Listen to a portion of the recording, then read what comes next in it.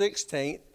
And in Byron, they're going to have a gospel meeting. I'm not sure what the dates are now, but with David Decker, I think it's in April. So there were several things coming up in the area, so keep these things in mind. Happy birthday to Renee Williams on the 19th. Sick list, Brenda Riggins. Jimmy Dim heard from her. She is, got some health problems, doing some improvement. Didn't you say she said multiple sclerosis? Has been diagnosed with MS. And so remember her, and she's down near Savannah, I think it is now. She was up in Virginia now, okay. And Wilmar Smith, a friend of the Osmonds, remember that individual. Has he had his surgery yet? How did it go?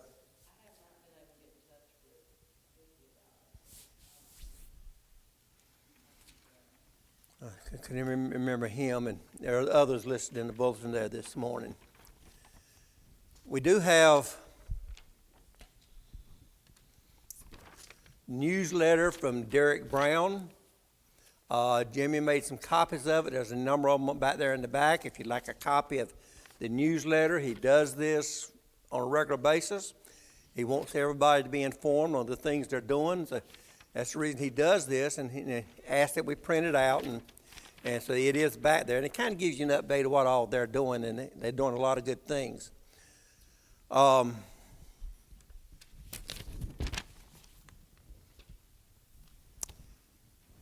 Anything else we need as we get started with the class this morning? If not, William, would you lead us in a word of prayer as we start, please? Father, thank you today and all your many blessings. Thank you for this time that we have to fellowship with one another and hear the portion of your word. Lord, I pray that you would open our hearts and minds to the scripture that we hear today, that we would apply it to our lives and to help those around us that don't know you. Lord, I pray that we would continue to be better Christians each and every day and follow your example. In Jesus' name, amen. Thank you. On Wednesday evening, Lord willing, I'm planning to start a study on the book of Revelation. I do have some questions, study questions for those who may like to have them. I'll put them out there on the table. And if you attend on Wednesday evening and would like it, just some study questions to go by, they'll be available. We're going to do kind of an introduction in chapter 1 on Wednesday evening. This morning,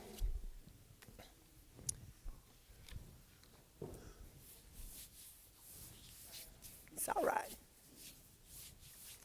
This morning we're going to begin looking at a series on the sufferings of Job.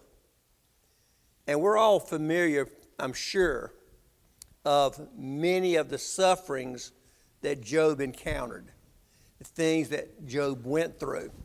It's a very, very difficult time in his life, of course. And I know we all, from time to time, have been involved with suffering. Now, when we think about suffering, we think about typically pain. And we've all encountered pain. Anthony coming in now. Anthony's been in a lot of pain now for 8 or 9 months with his back issues. That was some sincere pain. Others of us have had pain for different things. But you also have different types of suffering. It could be mental. It could be stress-related. Just different types of suffering. And yet, when we consider Job, he encountered these different types of suffering. And so there was a lot involved with the suffering that went on. Who wrote the book of Job?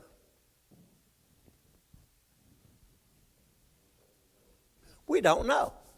Don't know. Speculation as it could be different ones, but we don't know for sure.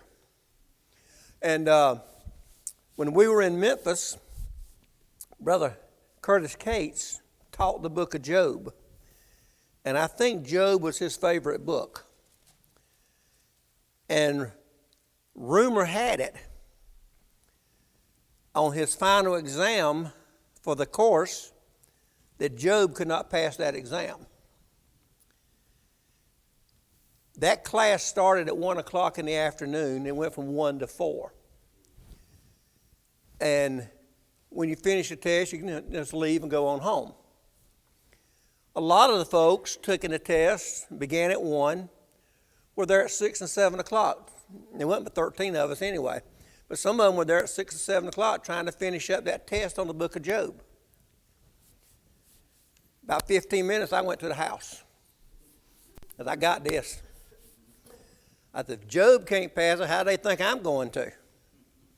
So, because Brother Case, good man, and when he graded, he had a big old curve. And if you made 60, that was good enough for a 90. And so, anyway, he had a big curve. He sure did. And but no, he was real good in teaching the book of Job. That's exactly right. Exactly right. That in Greek too. And but anyway, there's no doubt that Job was an actual real person. He's not a figurative person. He was indeed real. And you know, there's a lot said about Job. The time period of Job has been estimated to be between 2000 and 1000 BC. And so many years ago. And, you know, so most are familiar somewhat with Job. Job was a prosperous person. He had a lot of wealth, a lot of possessions, had a nice family. You know, he had a lot of good things going for him. And as he did, the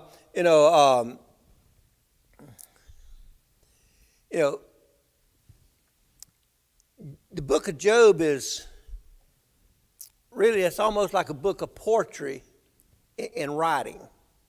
And there's a lot there. And in times gone by, I know you've looked at different things, the different sayings of the different ones and so forth. But,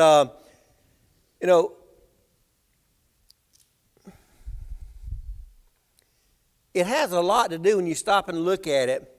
The book of Job, it shows different people reacting or acting in different ways.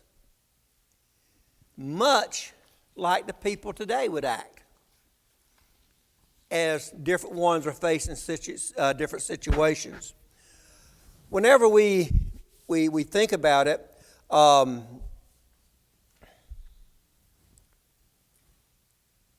one of the things is people often ask God, why?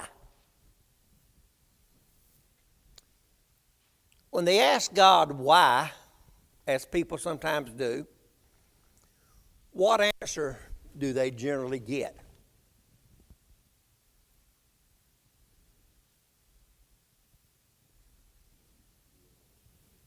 He really doesn't answer. You know, we know what Paul said, my grace is sufficient. But ask why, it doesn't say why. That's God's will, that's right. And we don't always understand it. We don't always know why.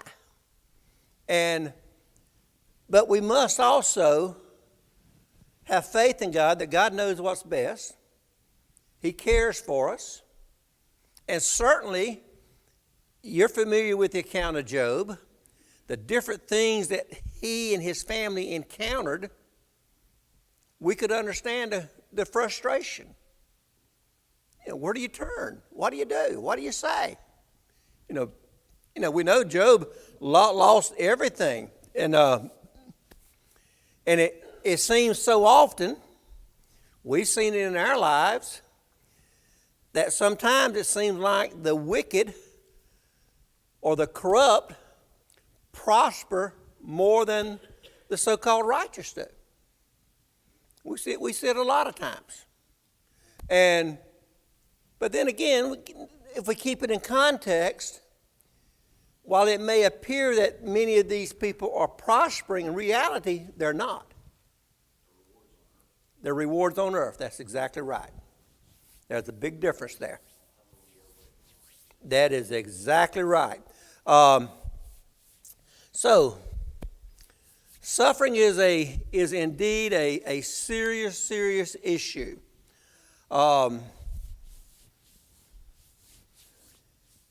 Job has a lot to say regarding suffering, of course, the things that he encountered, and there's some great lessons for us there as well. Notice Job 23. Job 23 and verse 10. Job 23:10. Yeah, come on, pages, tear up here.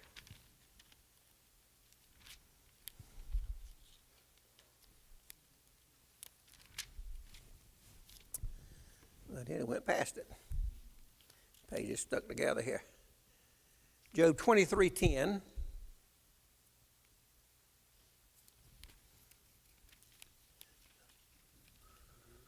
Yeah, if you got it, 'cause I can't get these pages apart. But he knows the way that I take.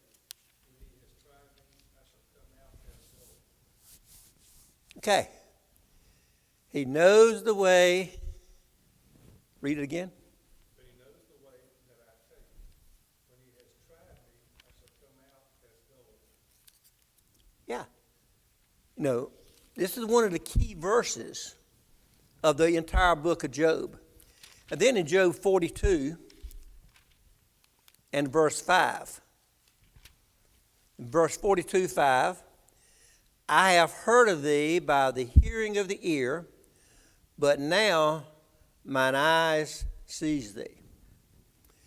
It is said that these are the two key verses for the book of Job. Whenever we encounter things, as the different struggles that Job encountered, as they began to take place, what was his reaction?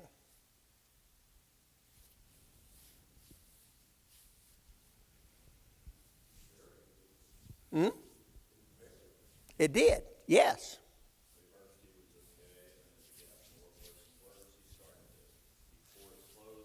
Right. Exactly right.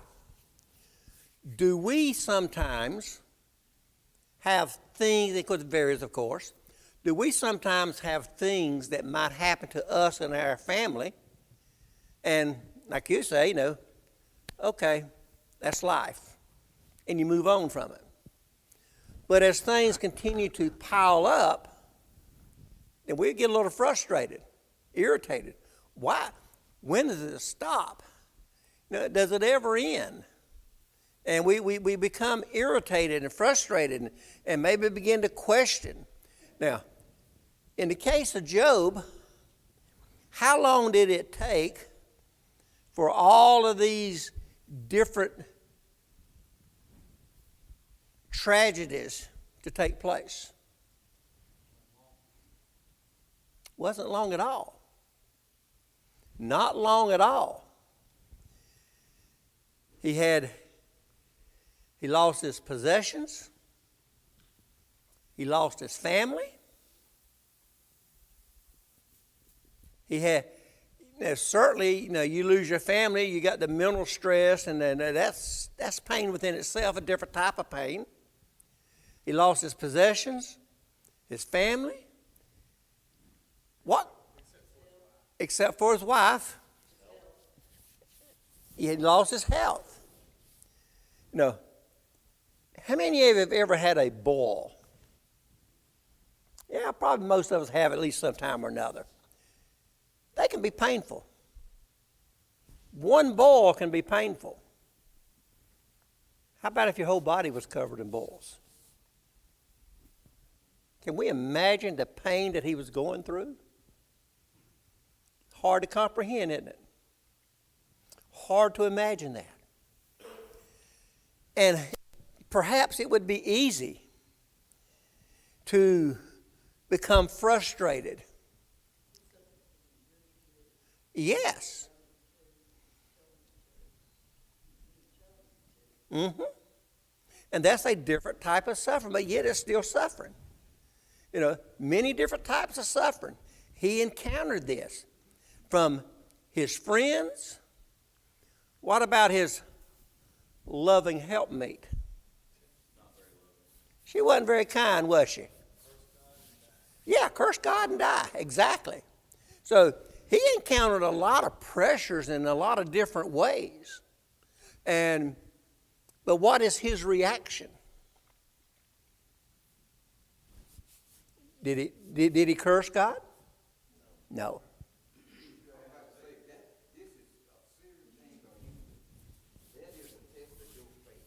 Mm-hmm. What you have, it ain't no amount to what Jesus went through.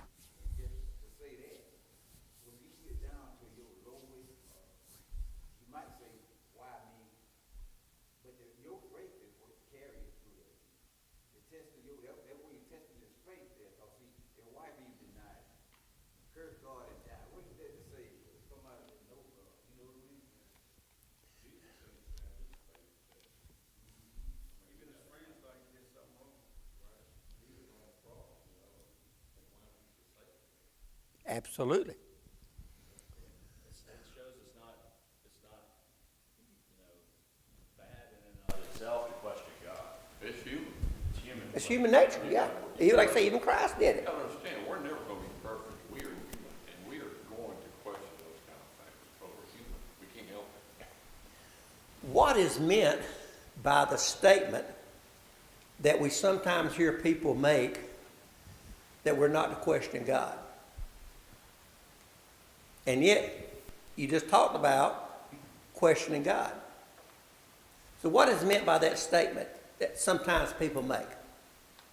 Questioning whether what he's doing is best for you, I guess, is one way of saying it. They always say it's God's will, or something like that, and it is. Yeah. He knows about it. It's not that he did it to you, but he knows that it's coming, and it may be that he thinks it's gonna be a profit for you to go through these things. And for you to understand that he loves you, you have to believe that. That's what you have to always go back. You're his child.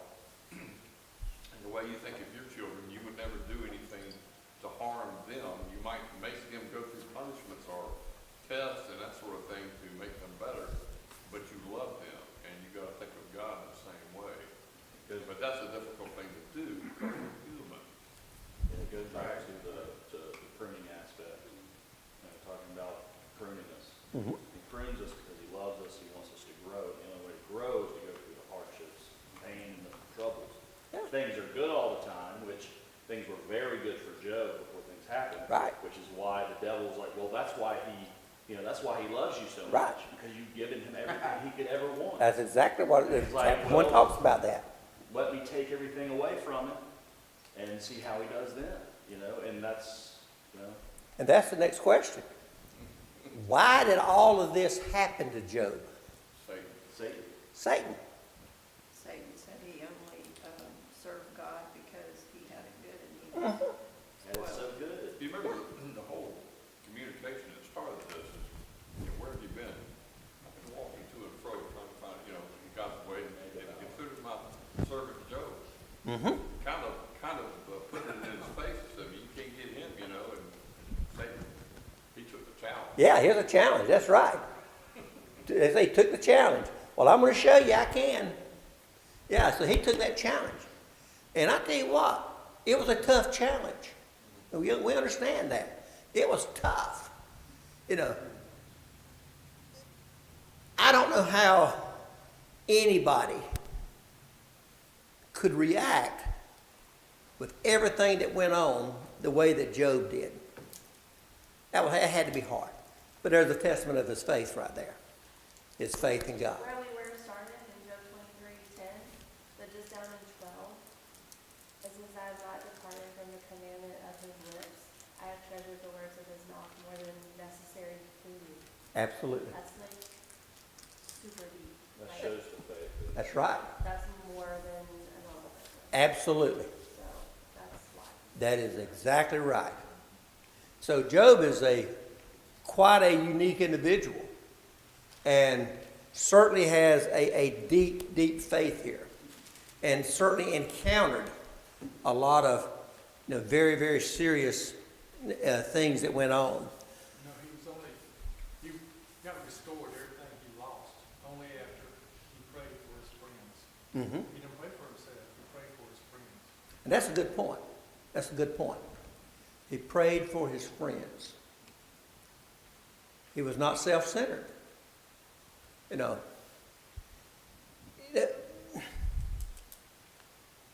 book of Job is broke down in several categories, if you will.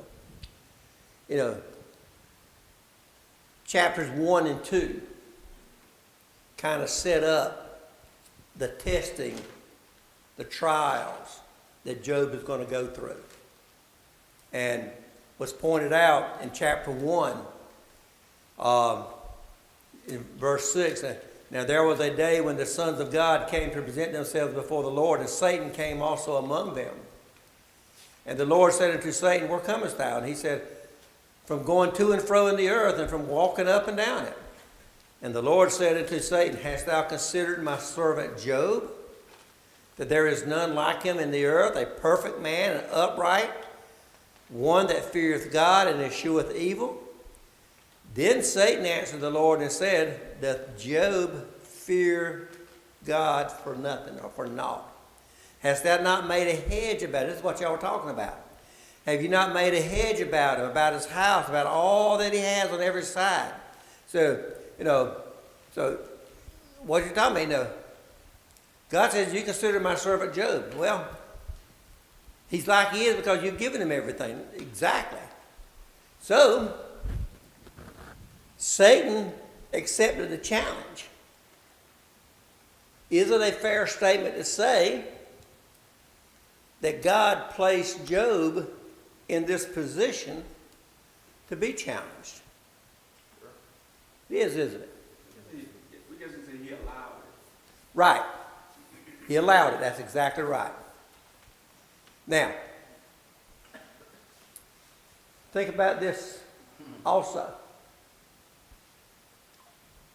Did God know beforehand what Job's reaction to all this was going to be? He did, didn't he? He used it he used it for Job's good. Right. He used it to show the devil don't mess with him. That's right. God's all-knowing. He knew. Look at us. We be tested. In your life, God do things to make you see that you are leaning. Mm-hmm. But when you realize who you're supposed to be and what you're about, you don't have to say, Lord, have mercy. Why me? Because you just have to use your faith and get back intact. God knew what his reaction would be. Did that in any way take away from Job his free moral agency? No, it did not, did it? I mean, God knew how he was going to react. But Job had a choice to make. He could have made the wrong choice, but God knew he wouldn't. And so God he knows us. He knew Job. He knows us. He knows how we're going to react to things. And consider also, the book of James tells us, whenever we face the various trials, whatever they may be, James chapter 1 tells us to count it as joy. Now, with Job facing all that he encountered, I'm not so sure he saw a whole lot of joy there. But he had a faith in God. His outlet was chapter 1:21. He said, Naked I came from my mother's womb, and naked shall I return. That's right. The Lord gave, and the Lord has taken away. Blessed be the name of the Lord. Now, what an attitude. The Lord give it to me. He's taken it away. Blessed be the name of the Lord. It was actually starting to, well, I mean, at the end, he was questioning God. Yeah. And I don't remember that. It was beginning to work on him. At the end, he was using some of the New Testament, of course, he didn't have that. But, you know, James 4 says, resist the devil and he will flee. And that was true then too, because these are all truths, but it wasn't written down anywhere. And also, God will not burden you with more than you can handle in Corinthians. So, I mean, those are all kinds of things. If you know that and believe that, you've kind of got a way to battle the things that happen to you. But I always pray that he don't do that to me. Absolutely. Absolutely. I don't want anything to do with it. And I totally agree, absolutely. But now, God knew how Job would react. Job lost everything. But he says, blessed be the God. Why you with Job about not asking for patience in prayer? Mm-hmm. Because he will give you opportunity to be patient. And we don't like being put in opportunities to be patient. Because that's the kind of stuff that you'll go through. You know, it could be car wreck followed by the water heater went out at the house, followed by you got a root canal now, all at once. You know, that's the kind of stuff that will, you know, and we always joke that things happen in threes. They usually do. When it rains, it pours. Exactly. Yeah. It's not just one thing. It's like, well, we got two more coming along the way. I'm waiting on them. Which ones are they going to be? But Now, if I'm understanding what William is saying, I don't have the patience for this. I don't like this. And we're all in the same boat. Remember that joke I always told you, may have heard it before, but there was an older preacher and a younger preacher, and the younger preacher came to the older preacher and said, I'm just having so much trouble with patience. I wish you would pray for me and pray along with me now maybe to help me get patience. And he said, okay. And he started praying and said, Lord, please send me problems and this and that. And he was saying, well, wait a minute. This is where you get patience. That's right. how else do you? That's right. And, you know,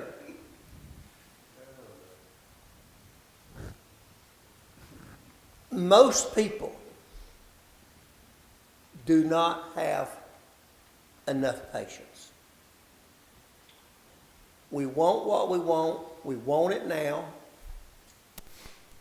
You know, many, I'm not saying all, of course, but many of your young couples, when they first get married, what do they want? Want a house, want two cars, want the whole. The best of everything. Dream, the best of everything. The best of everything. Sometimes that usually takes a lot Prestige. longer. You know, Yeah. Things that after a while you realize, man, this is worthless. You know. But as a young person, you don't think it is. Nearly 100 years ago, when Cindy and I got married, it was a long time back, actually 52 years ago. Mr. E.T. Franklin owned Franklin Bacon Company in Goldsboro. He was a good man. Mr. Franklin always had a cigar hanging out in his mouth. He came up to me and says, you got everything you need? I said, no. I said, Mr. Franklin, everything I got is in the back of a little old Datsun hatchback. We had no furniture. We had nothing. We were starting out. And Mr. Franklin, being the man he was, go down to BB&T and see Ralph. Ralph Beckton was his name. Go pick out what you want and go see Ralph, tell him to give you a check. Mr. Franklin was good enough to get us started with our necessities. And I could have gone down and picked out some of the top end stuff, and he would never have said a word about it. Now, he didn't give it to me, and he took it out of my check, you know, $25 a week or whatever. But he was good enough to help. But I didn't do that. I went back and I picked out the cheapest thing of whatever it was we got. I got the cheapest thing. It didn't last very long, but it got us started. We didn't have the best of it. I suggest most of you did not have the best of everything when you got started. A lot of hand-me-downs. A lot of them, they don't want, that's used, I don't want that. No, be grateful. Be grateful. Patience is a quality. And I trust that I've got more patience now than I used to have. I think I do. But I still don't have enough sometimes. I get impatient sometimes. It's important enough that you include it for the Spirit. That's exactly right. The fruit of the Spirit is pretty important. Very important. That's exactly right. And we would do well, and you brought that up, and that's a good point. We would do well to periodically look at the fruit of the Spirit, see what these qualities are, and build upon them, make sure that we are obtaining them. So it is a process. It don't just happen overnight. So what we're going to be doing in the book of Job is not necessarily going verse by verse or anything like that, but we're going to be looking at some of the trials and temptations and things that Job faced and his reaction to it. And then we may also kind of look at it from the standpoint of, this is what Job went through. Do we see ourselves in any of this? How would we handle that situation? So that's what we're going to kind of be looking at in the next few weeks as we consider some things from the book of Job. Any thoughts or comments as we kind of done a little introduction on Job here? If not, we'll pick up there next week and move forward in Job for a little bit.